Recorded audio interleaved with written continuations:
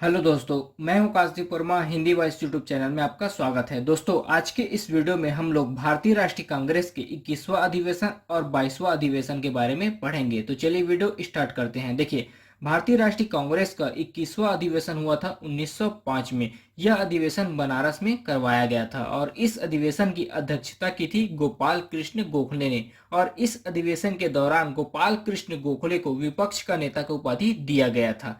इस अधिवेशन के दौरान ऑस्ट्रेलिया व कनाडा की तर्ज पर स्वशासन पर प्रथम बार मांग रखा गया था।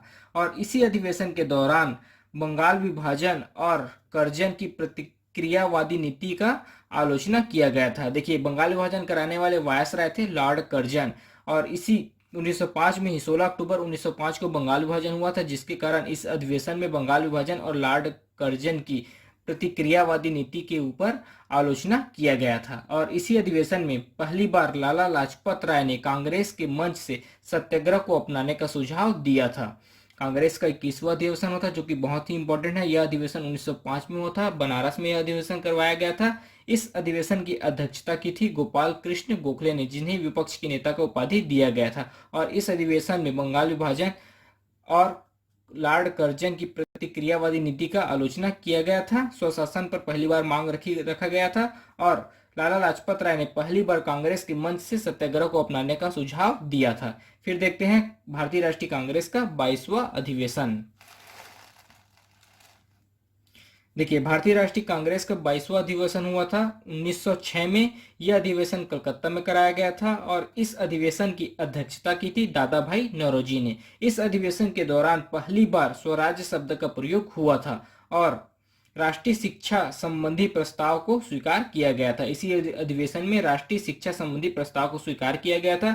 स्वराज शब्द का पहली बार प्रयोग किया गया था। और इस अधिवेशन के दौरान विशेष बात यह थी कि स्वदेशी और बहिष्कार को राजनीतिक हथियार के रूप में अपनाने पर विचार रखा गया था। और इस अधिवेशन के दौरान दादा भाई नौरोजी ने पहली बार स्वराज की मांग की थी। इस अधिवेशन के दौरान दादा भाई नौरोजी ने पहली बार स्वराज की मांग की थी।